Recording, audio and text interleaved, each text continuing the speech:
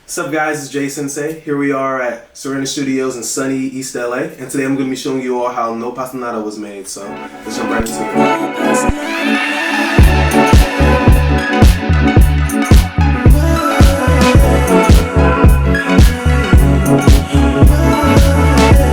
So initially, this beat was made 2 years ago, and at the time I knew back then, I was like, wow, this is like a hit, like just off the beat alone. And I knew I really wanted to record to it because at the time I hadn't done any like dance type of songs. So I was like, okay, this would be something new for me. I really wanted to like just jump in, and unfortunately at the time I had like writer's block or something. I mean, every demo that I made to it just didn't sound like how I envisioned it in my head, so I basically scrapped the beat, shelved it, and then 2 years later I opened it up. And I knew exactly what I wanted to do with it, and No Pasa was made. But the beat itself is actually really simple. I already had like the sample and the loop pulled up and ready, and then I like chopped it up in the beginning. And right in there I was like, okay, this is definitely like a dance song. I need to add some like 4 on the floor drums, get it going, keep the groove going the whole time. So I started off with a sample in the beginning and chopped it up. Basically, like I soloed each part. Took this part because it kind of sounds like reverse, and I knew I wanted to loop that in the beginning just to like build tension and keep people like, oh, what's gonna happen? Like, how's this gonna progress? And I layered it on top of with like kind of like the like beeping sound as well.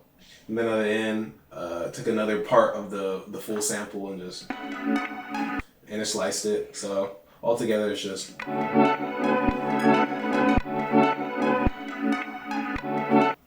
And then the full sample by itself, it actually sounds really good.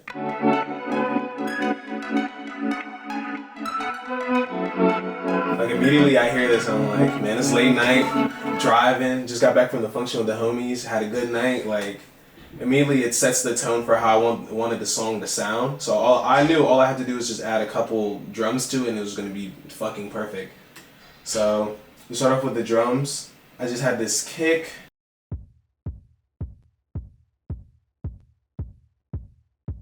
This one's like tucked away, it's kind of quiet, panned a little bit to the left. But layered on top of that is this like one that's turned all the way fucking up.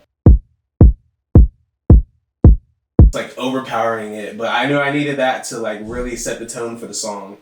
So then layered with that is this hi-hat.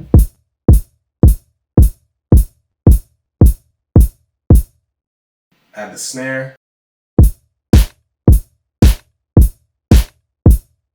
And have it going double time at the end just for variety.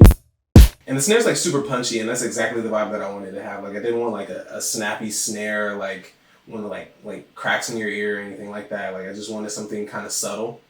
And then basically right there, like you kind of have the song itself, like with the drums. But I knew that I like to add like a lot of ear candy and different elements that like, you know, just widen the sound of the beat itself. So right here is this percussion sound. Sounds like chains jingling, and honestly that's my favorite part of the drums.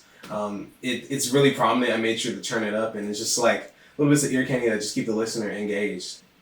I have this other perk, and then I added one last one at the very end, almost like an echoed like bongo sound.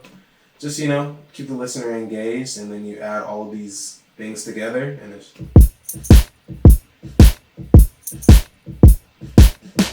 And that's the drums for No Pasa.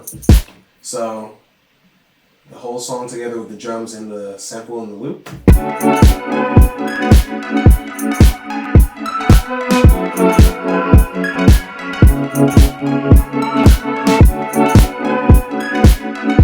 However, it was missing something. It was missing a fucking bass line. And I knew that I couldn't do one as good as somebody else. And the person that I needed to do the bass line was DJ Willie. So he's going to take over and show us how he did everything for No Pasa. I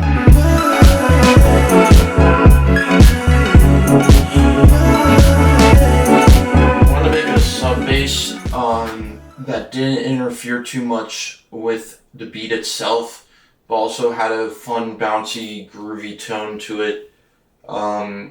So it needed to retain some of its thicker elements on there, but at the same time, I felt very like cautious about how far I went with it. I worked in this Ableton device, and I made some adjustments to the sub portion, got the sustain right so it releases at a speed that I prefer. And then along with that, I made sure the glide speed was hitting at the perfect rate, so it gets that ooh wave on there. All in all, I think it came out very well. The rest is just stuff I put in there to add more thickness to it. I'm really just a preset guy, to be honest with you, but it ended up being something like this. To start with, I had some general ideas about like just trying to find a key for it, but then as I came along, I kind of started playing around with the glide speed and the glide.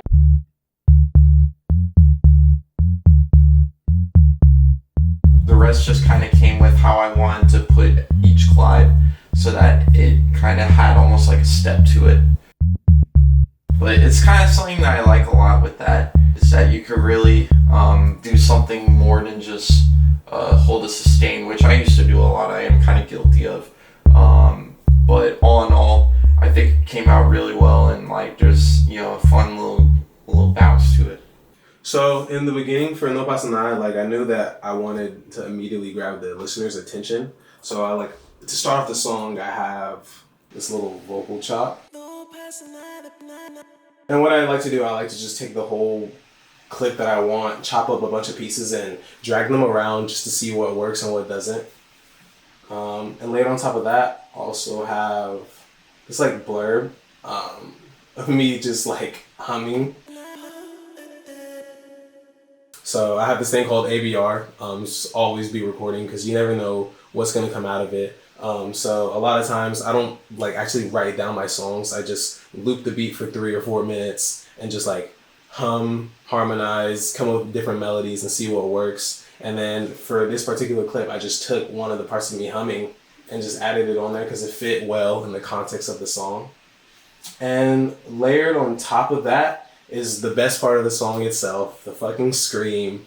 I knew I wanted to really do this in the song because I wanted it to have like this like funkadelic feel to it. So I was like, all right, let me like scream in this. And I did a whole 3-minute take of me screaming in the song, but it's really just, I just took the first take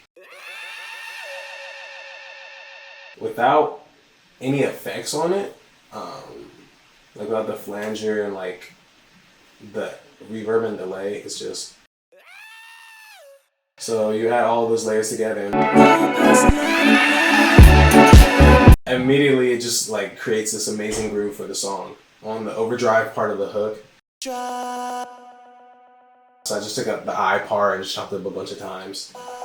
These little ad-libs throughout the hook.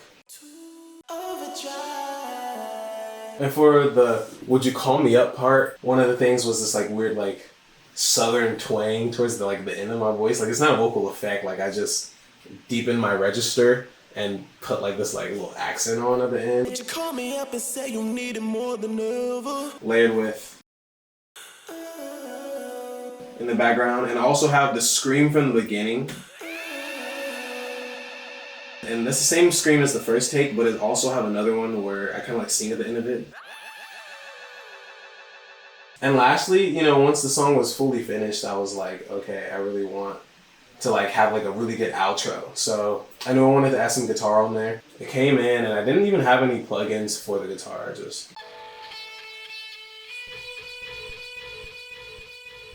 I used a guitar plugin from Premiere Pro, a video editing software, because they had one. It's the 10, 12 movie, and then 15, 17. You can drop down, then 15, 17 again. Add some flanger, some reverb, and some delay, and you got No Pasa Nada. My heart beats 2 times, I'm in overdrive. You take my life, I still want your time.